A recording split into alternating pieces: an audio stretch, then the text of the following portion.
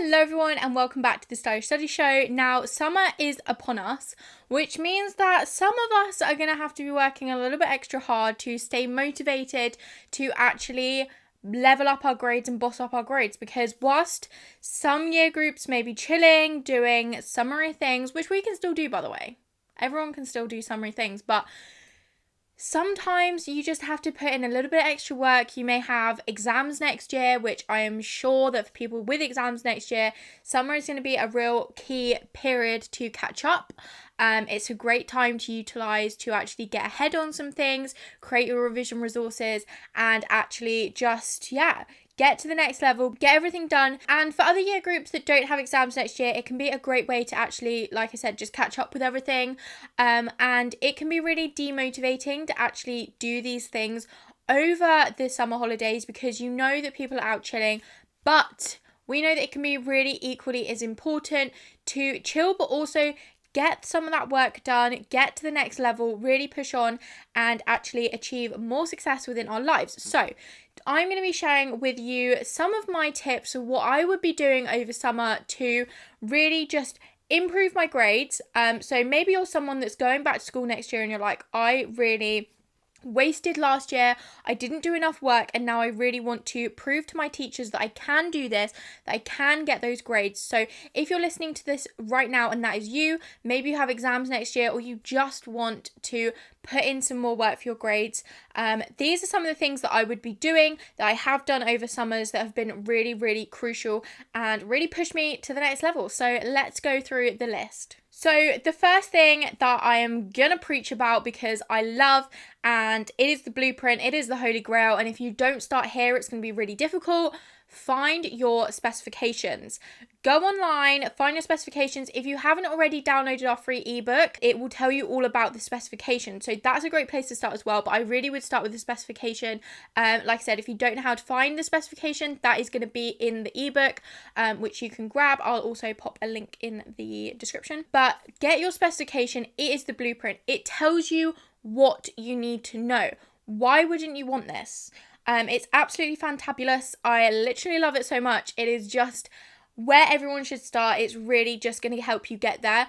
Essentially, you've been learning too much probably, and if you're feeling really flustered, really overwhelmed with how much you need to know, you might be trying to learn too much. So the specification actually outlines exactly what you need to know, exactly how to get the marks, exactly what examiners are looking for. You can also, as like a little bonus tip, go to examiners' reports.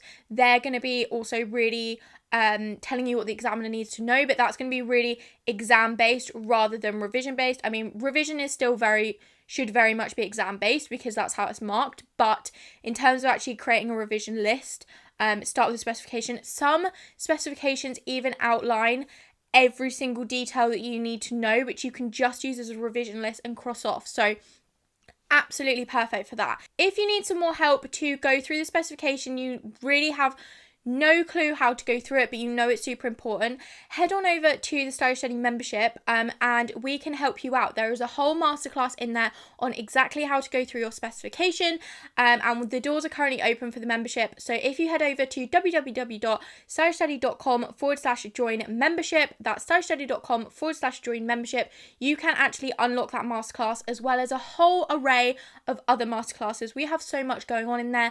We update it every single week with a new worksheet and a new video, ebooks, a community on there, forum, everything, the lot. So definitely recommend checking that out. If you're serious about taking your studying to the next level, you really need a guided hand to hold you. We're also getting experts involved that are experts in habits, coaches, teachers, the lot, you name it. So it's really going to be getting better and bigger and amazing. So if you want to get some more guided help and you really need some trainings on exactly how to do that, head on over to the Stylish Study membership and we can help you out in there. The next thing is declutter. Now this is such a basic tip and you're probably like, oh Ella, that's really boring, but it is so vital. Clear out the amount of paper that you just accumulate that you don't need. What you want to be doing is essentially making your folders your personal revision guide, your personal textbook, your personal every bit of information in there that you need. Get rid of the stuff that you don't need to learn. Whether your teacher gave you a homework sheet that you never actually completed because you did it on the computer, or maybe you just have mind maps galore that actually you just need to condense down into one mind map. Get rid of as much paper as you possibly can and condense. Get rid of extra information that you don't need. Clear everything out. Have an organize. Start organizing your notes by exam rather than subject. People get really confused when I say that. There is more inside the membership about that. But essentially, when you open your folder, it needs to be of an exam, not of a subject. And that will really help you to compartmentalize and get really ready for the exam game. So that is something that I really, really think is going to be so crucial for you. Make sure that you are organizing, getting everything clear. Make sure that you know what you need next year for your pencil case. Make sure that you are just having a refresh, getting through everything, because you don't want to come round to exam season, pull out your folders and realize that you have so much just mess everywhere. Everything needs to be clean, easy, able to look back on, able to read. Maybe you scribbled down some notes in class that were really messy and weren't really great. Maybe you need to write up some of your notes in the Cornell method. Whatever it is, start to really clear out your notes, get them really top form, and start getting your folders really organized, and maybe even just declutter your room at the same time. Having a tidy and just clean space is just good for the mind. It just makes you feel better. So I would definitely be doing that over summer. It's a really productive use of your time and something that you don't have time for during the everyday school life, when you're trying to complete homework and stay on top of assignments, etc. So try and do that now whilst you have the time. My third tip is maybe something that I probably should have mentioned at the start of this podcast, to be fair, but plan what you need to do over the holidays. Now, I'm talking about in terms of revision. I'm talking about in terms of assignments that you have to do. I'm talking in terms of catch-up work that you need to do. I'm talking in terms of everything school related. The way that we really like to organize stuff at Stylish Study is with a must do, should do, could do list. Essentially what this means is that you have your must do's, which are your things that you need to get completed ASAP. You cannot move forward without getting them done, and that they really have to get done. That's a must do. A should do are the things that you really should do as well. So maybe you have an exam at the end of September and you know that you need to create the flashcards for that. So that's probably a should do. Like, it's not something that needs to be done right this moment, but you really should do it, and it really should be a priority as well. And then you have your could do's. So I used to have a lot of could do's over summer, in terms of maybe make the flashcards for the whole of Unit 3 for sociology that I had just covered, but I didn't actually need them for an exam until maybe Christmas.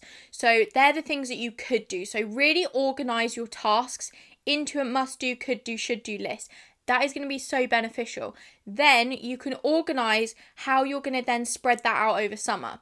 A key for summer productivity, but also fun, is spread things out. Make sure that you are organising yourself properly. Make sure that you aren't doing too much work, but you aren't also just leaving it to the last minute. So maybe create a calendar with the 6 weeks on it and organise things from your must do, could do, should do list into that. Put your must do's on the first couple of weeks, then your should do's maybe on week 3 and 4, and then your could do's on week 5 and 6. That's just an example. I mean, it might not work that way for you, but that's just an example of a way that could really work out and could really help you be more productive. And then in terms of also planning that out, plan how you're going to spend your days. Now, I'm not saying that every single day needs to be the same and that you don't need to have that constant routine, because it is summer, like, have a bit of fun. But at the same time, it might help you to create a routine. So maybe think what would be really nice for your morning routine. I know for me, I really like to get up, have a nice breakfast, but not be too rushed. Maybe you want to go to the gym, because maybe now that school's over, you can go to the gym in the morning because you don't have to be at school for 8:30. So really take advantage of this freedom. But when you have the freedom, make sure that you are also sticking to a healthy routine. I'm not saying that you have to go to sleep every night at 8 p.m, but just make sure you don't fall into that habit of being totally nocturnal and not getting anything done during the day. You want to make the most out of your summer, whether that's doing something fun or whether that's doing some work. For me personally, I always use the rule during the summer holidays of working from 10 till 2. That meant that I could have a slow morning and wake up whenever was good for my body, but then I was also up early enough to do some work for the day. I used to get like 4 hours of work done, and then from 2 p.m, that would basically be the time that I would see my friends in the afternoon, and then I could chill out, I could go out in the evenings, I could do whatever I wanted from that time, but I still got 4 hours of work done in the day. That's 28 hours a week. That is incredible amount of time. Obviously, you don't have to do it over the weekends. You don't have to do that every single day, but that is just an idea, and that was just a way that really helped me to actually be able to get work done. I was then in kind of a routine, so I wasn't totally all over the place, getting too overwhelmed. It just really worked for me, so I really wanted to share that with you. But yeah, try and find a way and a routine that works for you, and just see what you can come up with, but really try and plan things out, because whilst it's good to have this freedom, you don't want to look back in 6 weeks' time and think, oh my goodness, I wish I'd spread everything out better. I wish I'd just done a little bit more that week. And now I have 3 deadlines that I need to meet by tomorrow, and I've done none of my work. So that's what I don't want you guys to fall into. I don't want you to fall into the trap of just leaving everything to the last minute. So getting a grip on things and really planning it out before the summer holidays or at the start of the summer holidays is going to be really beneficial for you. Also, try out some new techniques. Now, like I said, you don't have the super impending academic pressure right now. You still obviously probably have a few assignments, maybe a few bits of homework to hand in, but you don't have that academic pressure of things being go now. You don't have to be at school every single day, and you don't also have to be handing in homework as regularly. So take this time, try out some new techniques, even if you maybe did it for a couple of hours just at the start of the holidays, and then you were like, okay, I've had enough, I found this good technique, but I don't like the rest. Have a go at trying out some new techniques, whether that be Pomodoro, whether that be Cornell Notes, whether that be mind maps, whether that be cue cards, flashcards, etc, etc. Whatever things that you've thought, oh, maybe that'll be useful, but I just don't have time to implement that right now. Have a go. Maybe make a list of 3 or 4 techniques you want to try out. Don't go totally crazy and try out 26 that you've just Googled, because chances are that you won't have enough time to try them all out properly, and that you will just get so overwhelmed and you'll just be like, I don't really know what to do. So if you've heard of ones before, maybe you've heard me at Stylish Study talk about ones before, and you're like, oh, I really wish I could give that a go, because I know that so many people have got success from it, i.e. Pomodoro, the Cornell method, etc, etc. Have a go with them and maybe nail it down to a few techniques to really try and implement over the summer. You can give them a go. If you hate them, don't carry them on. Like, simple as. But it's good to give them a go, because you never know until you try it. And like I said, summer gives you a really good time to actually spend some time on these techniques and spend some time actually playing around with how you study, where during the actual academic year, you may not have enough time to actually spend that extra time exploring and working things out. And last but not least, if you are looking to go to uni, or you just want to maybe get a summer job next year, or maybe you just want to expand your horizons, I would really recommend getting some volunteering in. Now, summer is the best time to do this, because obviously you don't have very many responsibilities or obligations. You are not at school full time, so you can actually spend some time doing some other things. Get some volunteering in. Now, you don't have to be volunteering 5 days a week, 40 hours, having no time for yourself. There are places that will allow you just to do 4 hours, maybe once a week, and just call it a day. There are plenty of places that you can volunteer at. So if you are wanting to volunteer locally, just go drop in and just ask them if they have any volunteering opportunities. It may be a bit scary, but honestly, I think you'll find some really great ones. Charity shops are a great place to look. Dog shelters, the RSPCA, they're all places that really rely on volunteers and that really rely on people to help them. It's a great way to get your foot in the door. It's a great way to have stuff for your UCAS application. Getting a job will be so much easier if you can pop that down on your CV. It's just absolutely fabulous, and I would really recommend that you actually just try and maybe just do a new opportunity. There are also some volunteering opportunities online that you can do. So if you still don't feel comfortable going fully out into the world yet because of COVID, then there are some opportunities online. They might be a little bit harder to find, but I'm sure with a quick Google search, you can find some. So I really hope you enjoyed this episode. If you did, make sure to leave us a review. And if you're listening to this right now, take a screenshot, snap a pic, share it with us on Instagram at @stylishstudy_. We would love to see your pictures and that you're really enjoying this episode, and we will catch you next week with a brand new episode of the Stylish Study Show. Goodbye.